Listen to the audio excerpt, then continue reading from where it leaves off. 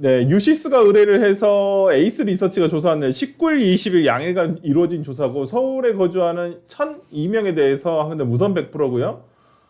플러스 마이너스 실내 오차범위인데 이건 뭐 오차범위 얘기할 필요도 없는 게 41.7%에서 41.6%예요. 이건 거의 뭐 진짜 동률이라고 봐요. 김정철 후보도 소개해야겠죠. 2% 나오셨습니다. 저희 개혁신당 김정철 후보입니다. 네.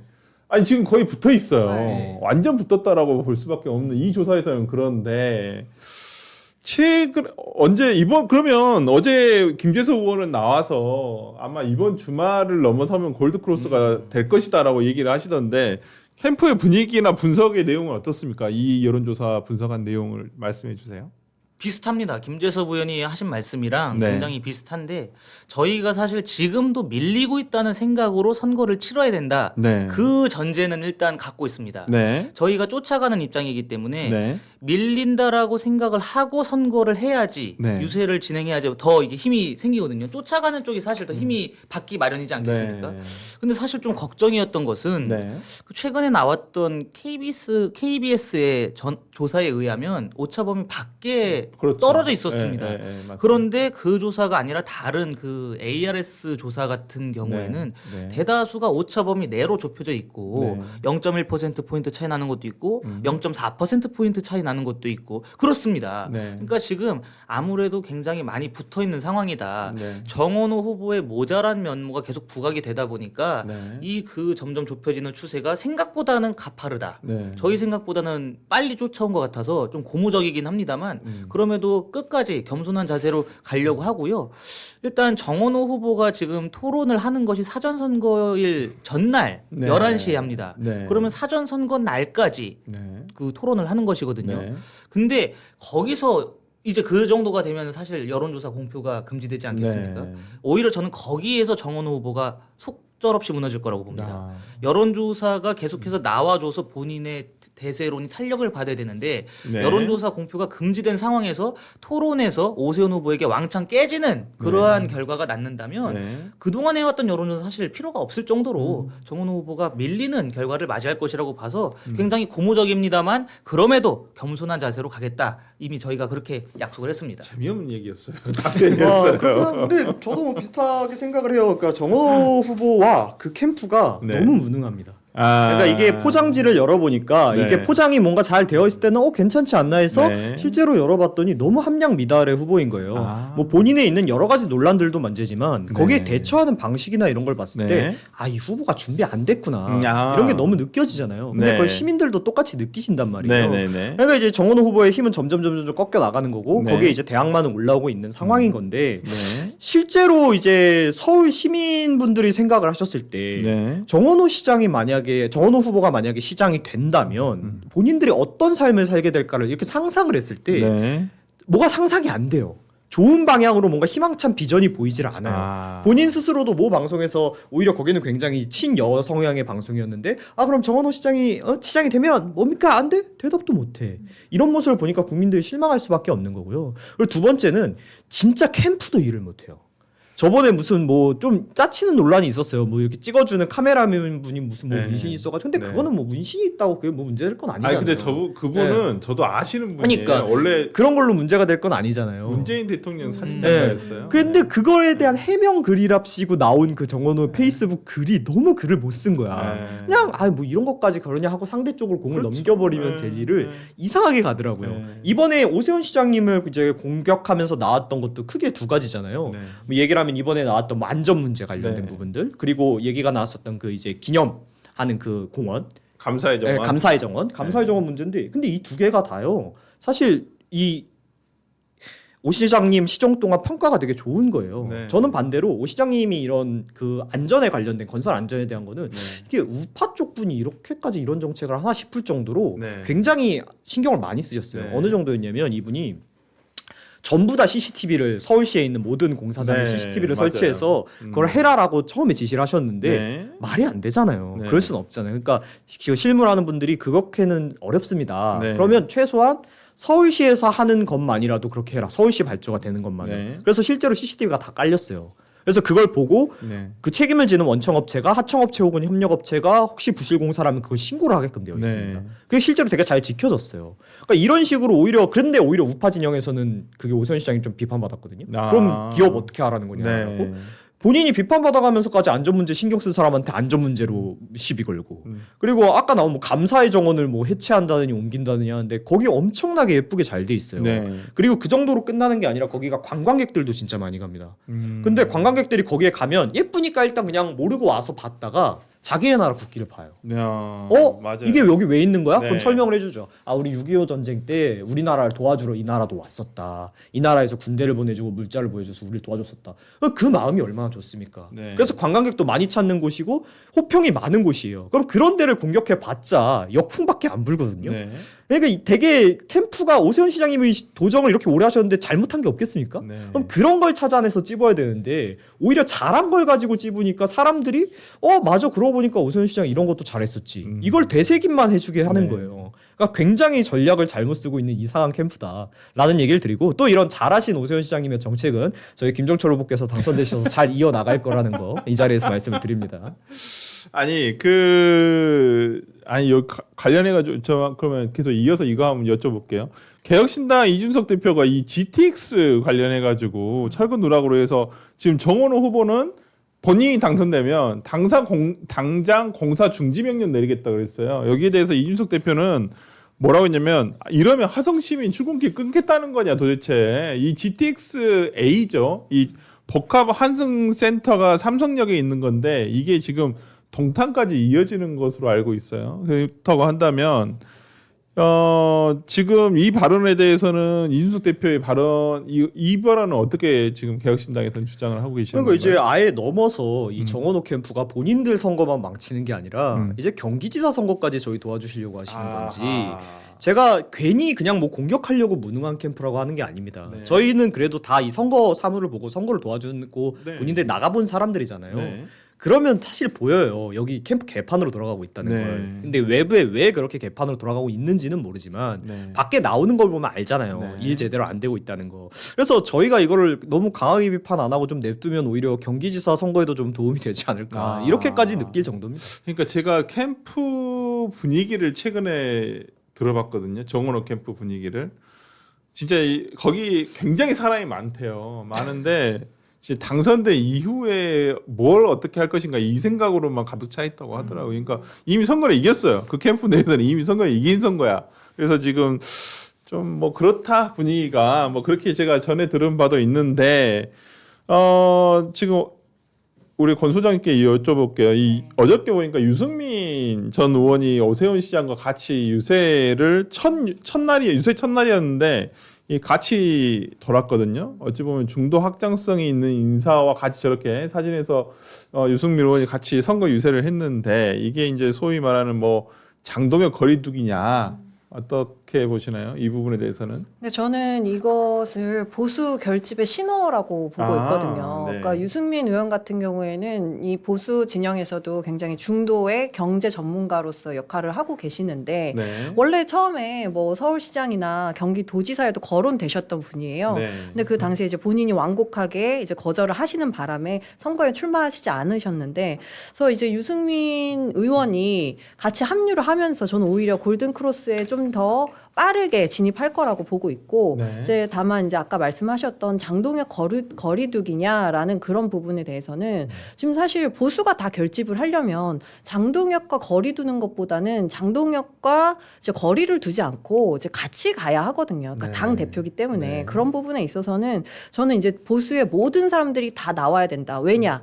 이제 결국에는 투표율이 중요할 거거든요. 네. 그럼 그 투표율을 어떻게 올릴 것이냐가 저는 중요하다고 봅니다. 그러면 일단 보수의 결집, 그 다음에 이제 정책적인 보완이 필요한 것인데, 저는 유승민 의원이 이렇게 좀 어제도 굉장히 열심히 도셨다라고 우리 네. 신조 부대변인께서 얘기를 하시더라고요. 네. 그러니까 정말 당을 위해 헌신하는 그 모습을 보면 아, 당원들도 유승민에게 이제 다시 한번 기회를 줘야겠다라고 마음을 좀 움직이시지 않을까 싶습니다. 예.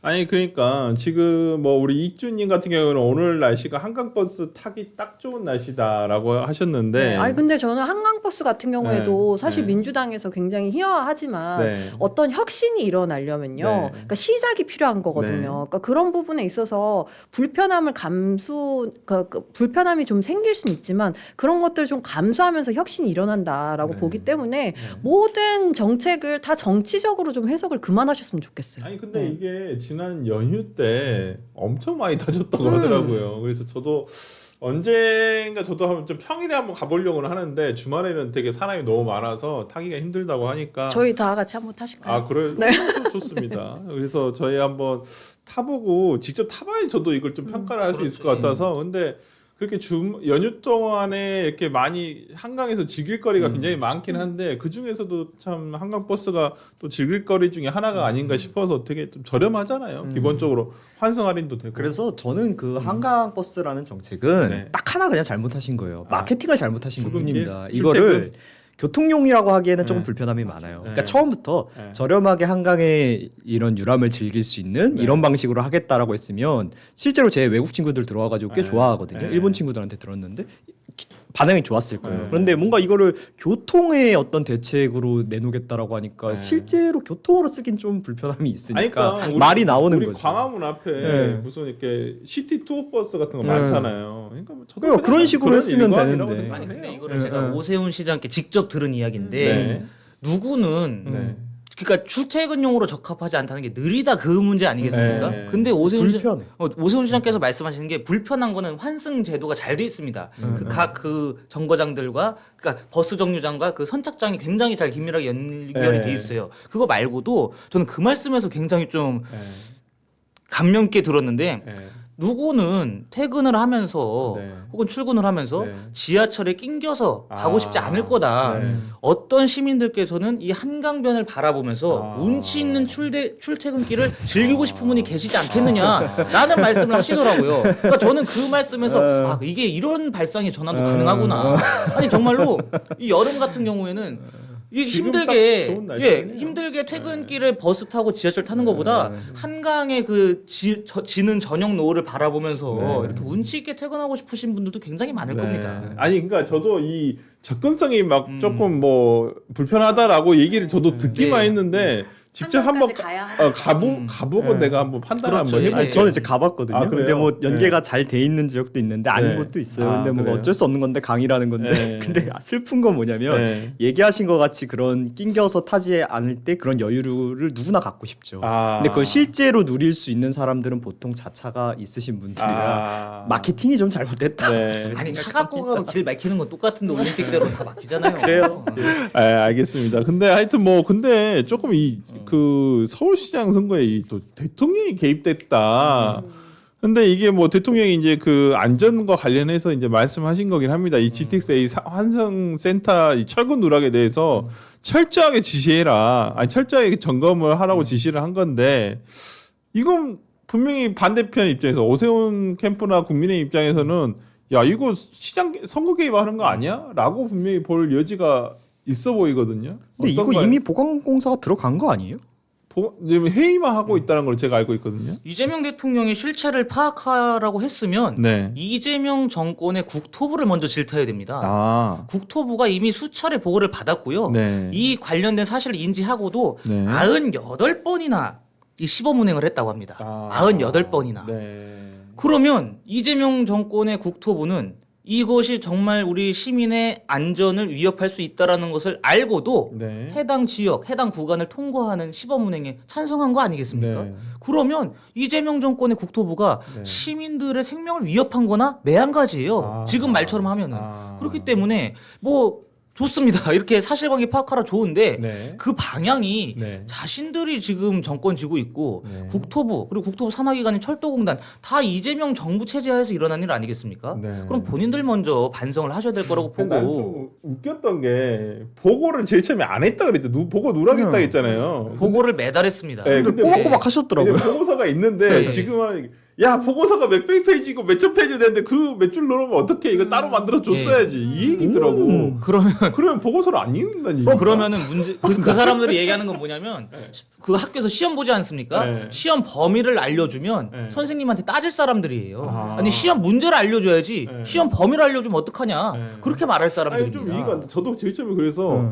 그러니까- 보고를 안 그렇죠. 했나? 그러니까 이게 네. 지금 민주당에서는 이거를 네. 이제 정원호 후보가 5.18 반장한 관련해서 외박 문제 네. 이거에 너무 공격을 받으니까 네. 분위기 반전하기 위한 카드로 이 GTX 그렇죠. 관련된 철근 공사를 갖고 나온 거거든요. 네, 네. 그러면서 이제 한 얘기가 이 철근 누락된 거 오세훈이 이제 묵살을 했다. 이런 걸로 가져가고 싶었던 건데 네. 근데 이거를 어제 국회에서 국토위가 열리지 않았습니까? 네. 그 과정에서 또 다 밝혀진 거예요. 네. 그러니까 서울시, 그러니까 현대건설이 처음에 이것을 인지해서 서울시에 보고를 했고 네. 그 보고를 서울시에서는 철도공사에 또 그 그렇죠. 일지와 네. 보고를 다 남겼다는 네. 거예요. 그런데 그 철도공사에서 누락이 된 거거든요. 네. 그거는 저는 그 아까 우리 앵커님 말씀하신 대로 네. 철도공사에서 누락을 했다라는 거는 국토부가 관리를 제대로 못했다는 거예요. 그러니까요. 그러니까 그런 부분에 있어서 어제 그 김윤덕 장관, 그러니까 국토부 장관이 굉장히 말씀을 실수하신 게 뭐냐면 네.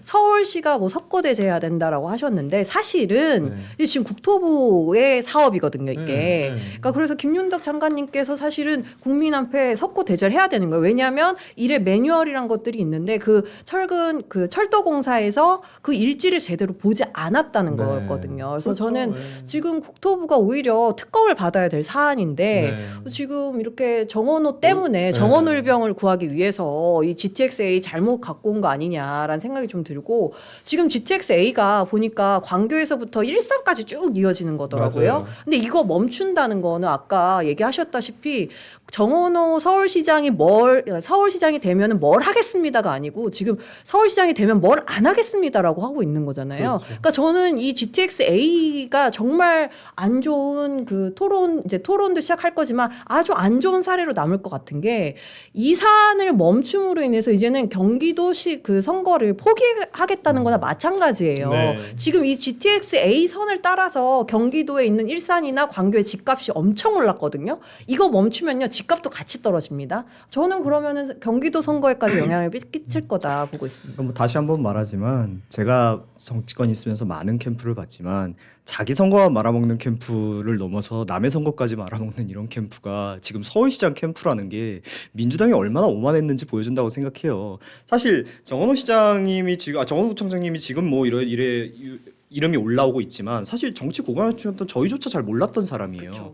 그러니까 엄밀히 얘기하면은 이분이 아직 서울시장에 올 만한 그런 정도의 수준의 정치인은 아니었어요. 그러니까 민주당이 근데 분위기 좋네? 이길 것 같네? 하니까 그냥 본인들 말 잘 통하고 말 잘 들을 것 같은 사람 결국 픽업해서 올려준 거 아닙니까? 만약에 이 선거 시작하기 전에 분위기가 이거 우리가 이기지 질지 모르겠는데 하면 사실 저런 인물 민주당에서도 내보내지 않았을 거예요. 그러니까 민주당이 너무 샴페인을 일찍 터뜨렸던 여러 가지 효과들이 결국에는 그 좋았던 분위기 다 말아먹고 지금 접전으로 붙는 상황까지 온 거라고 생각합니다. 아니 저는 민주당이 진짜 어이가 없는 게요. 처음에는 뭐라 그랬냐면 오세훈 시장이 진실을 은폐했다. 그랬죠. 진실을 은폐했다 그러다가 이게 보고가 다 된 게 드러나니까 안전 불감증이다. 네. 그러고 있습니다. 본인들도 야 이거 우리가 잘못 공격한 것 같은데 이미 함정에 빠졌다라는 걸 아는 거예요. 네. 그러니까 이게 민주당 입장에서 그리고 정원호 네. 후보가 생각하기에 굉장히 좋은 공격 소재 아니겠습니까? 네. 그러면 토론장에 나와라 그겁니다. 네. 오세훈 후보가 어젠가요? 다른 문제 다 제쳐두고 이 GTX 문제만 가지고 토론하자 이렇게 네. 밝혔습니다. 네. 그럼 정원호 후보가 이게 호재다 싶으면 그 토론장에 나와서 오세훈 후보의 문제점을 다 지적하면 본인의 지지율 올라갈 거 아닙니까? 근데 그렇게 못하는 거예요. 이미 다 이 사실들을 아니까. 네. 참 옹졸하다. 그 어제 국토위 아니 근데 진짜 모욕이다. 그걸로 막 한정해서 하자고 했는데도 그걸로 안 하자 그랬는데 안 나오잖아요. 도망 다니잖아요. 이렇게 아. 치졸하고 촌극을 벌이는 사람들 저 코미디언인 줄 알았어요. 왜 무슨. 그러냐면 싸우면 안 되니까 정쟁의 대상이 된다고 해서 근데 안전이 정쟁의 대상은 아닌데 아니 몸에 대화만 대합니까? 네. 이 정원 후보는 지금 몸에 대화만 하자는 것 같아요. 이분하고 대화하려면 일단 5.18에 대한 견해로 한번 다퉈야 네. 돼. 아니 근데 이제 저는 어제 그 국토위 회의를 보면서 네. 지금 서울시 공무원을 대하는 그 국회의원들 그리고 행안위원장의 태도가 네. 굉장히 좀 오만함을 넘어서서 좀 불쾌했거든요. 아.